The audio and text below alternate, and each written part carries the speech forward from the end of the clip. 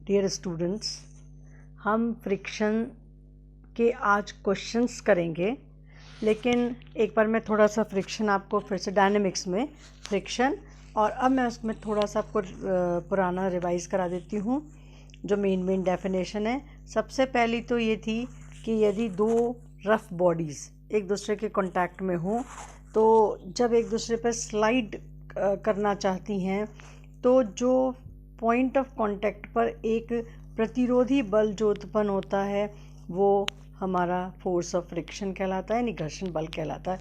ऐसा force bodies को एक दूसरे से एक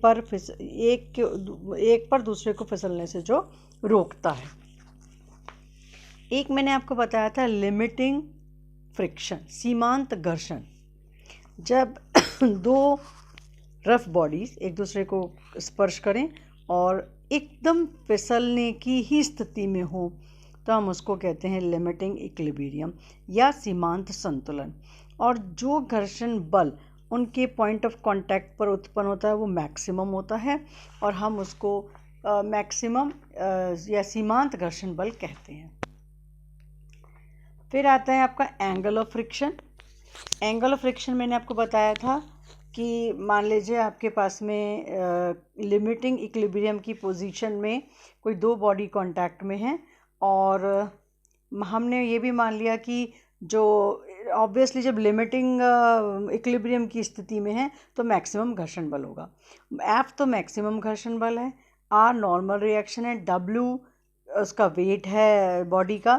तो एफ और आर का रिजल्टेंट यदि एस हो तो एस और आर के बीच का एंगल जो है वो कहलाता है घर्षण कोण, यानी कि एंगल ऑफ फ्रिक्शन, और हम इसे लैम्डा से डिनोट करते हैं।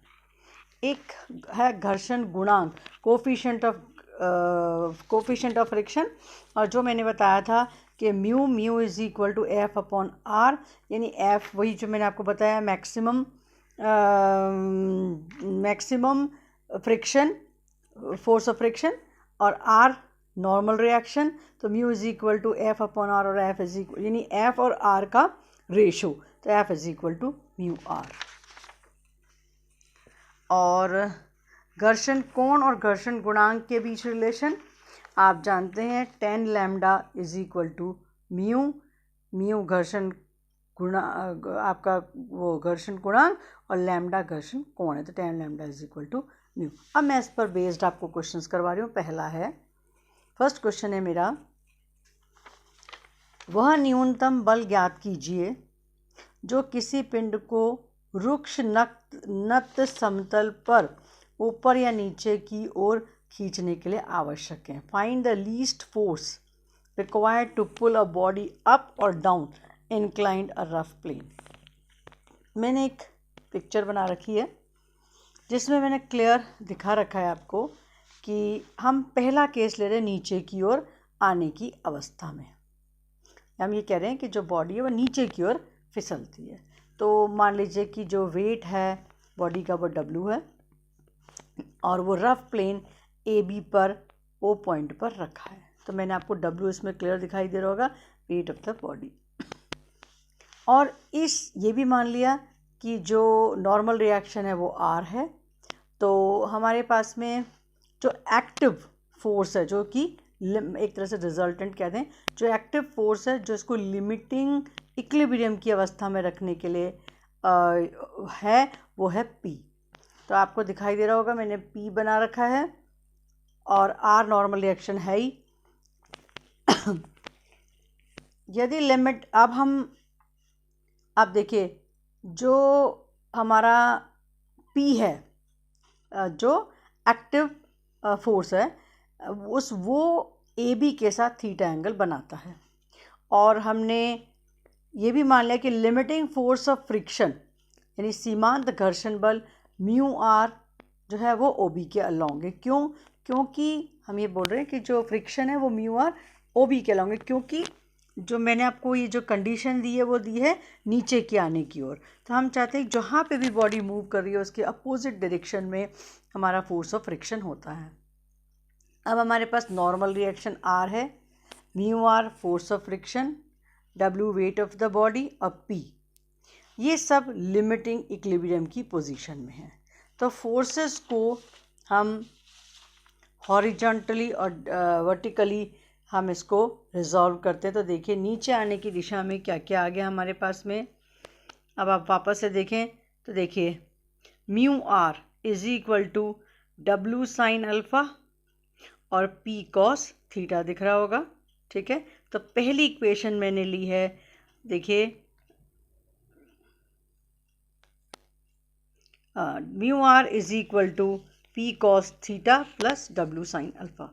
सेकंड देखिए, सेकंड ये तो हमारा हॉरिजॉन्टल हुआ यानी ए बी, और दूसरा हम ले रहे हैं R plus P sine theta is equal to W cos alpha. ये हो गया वर्टिकल डायरेक्शन में। तो डब्ल्यू कॉस अल्फ़ा नीचे की तरफ है, आर और पी साइन थीटा ऊपर की तरफ है, तो दोनों इक्वल हो गए। तो जिसको मैंने सेकंड इक्वेशन लिखी है, तो R plus P sine theta is equal to W cos alpha. अब देखिए from second equation R is equal to W cos alpha minus P sine theta. Substitute कर दें इस आर की वैल्यू को हम इक्वेशन नंबर 1 में। तो mu into W cos alpha minus P sine theta is equal to P cos theta plus W sine alpha. P cos theta plus mu sine theta यानी P के हमने coefficients collect कर लिए। तो ये W के कोफिशिएंट कलेक्ट कर लिए, तो W mu sine alpha mu cos alpha minus sine alpha. अब म्यू कितना होता है 10 लैम्डा। मैंने अभी अभी आपको बताया था रिलेशन बिटवीन एंगल घर्षण कोण एंड घर्षण गुणांक। तो ये हो जाएगा P cos of theta plus sine mu की जगह मैंने 10 लैम्डा रखा, sine lambda upon cos lambda sine theta is equal to same हमने यहाँ पे म्यू की वैल्यू रखी। तो ये हो जाएगा P cos theta cos lambda plus sine theta sine lambda is equal to mu sine lambda cos alpha minus cos lambda sine alpha which is sine lambda minus alpha. और left hand side हो जाएगी P cos theta minus lambda is right hand side is W sine lambda minus alpha. For least हम कहते हैं P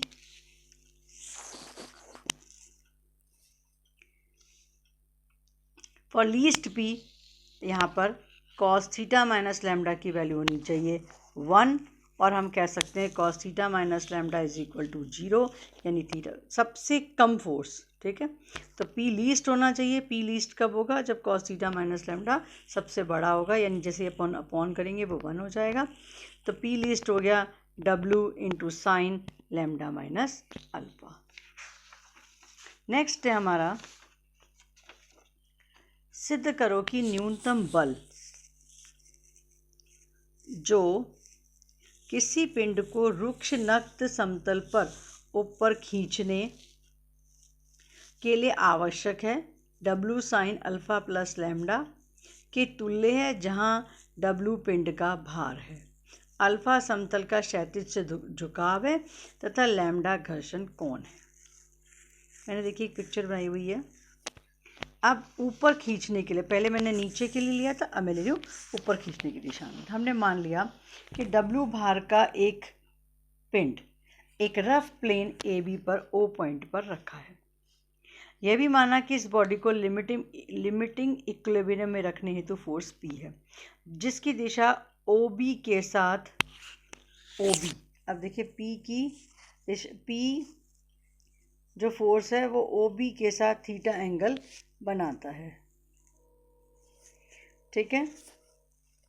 तथा P plane का normal reaction plane का normal reaction are है। तो अब यदि बॉडी हमारे ऊपर की ओर जा रही है तो फोर्स ऑफ फ्रिक्शन नीचे की ओर होगा, यानी कि ओ ए के अलोंग।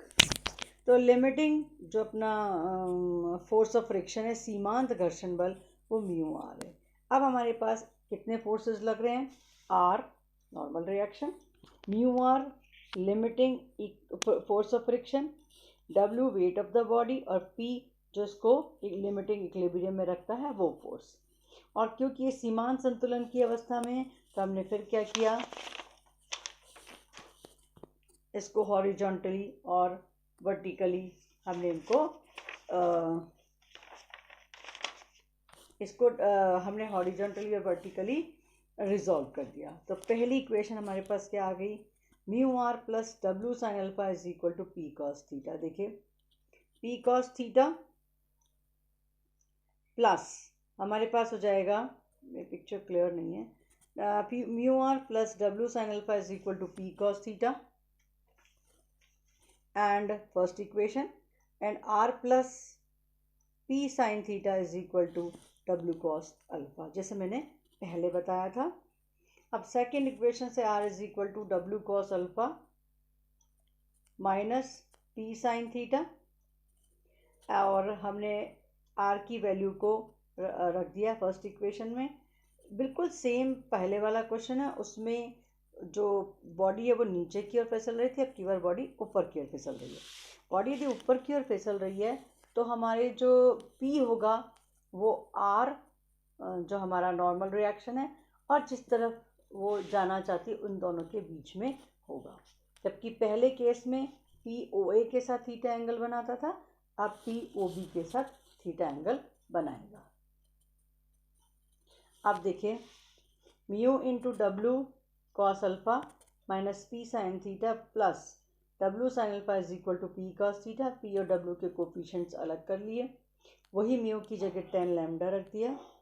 तो हम जब सॉल्व करेंगे तो आ जाएगा P is equal to W sine, जैसे कि मैंने पहले क्वेश्चन में किया, sine lambda plus alpha upon cos theta minus lambda. Clearly P will be least if cos theta minus lambda is equal to 1, यानी कि cos 0 यानी कि theta is equal to lambda. तो P लीस्ट होगा जब value हो जाएगी W sine alpha plus lambda. यही हमें प्रूव करना था। इसके और क्वेश्चंस मैं आपको नेक्स्ट वीडियो में दूंगी।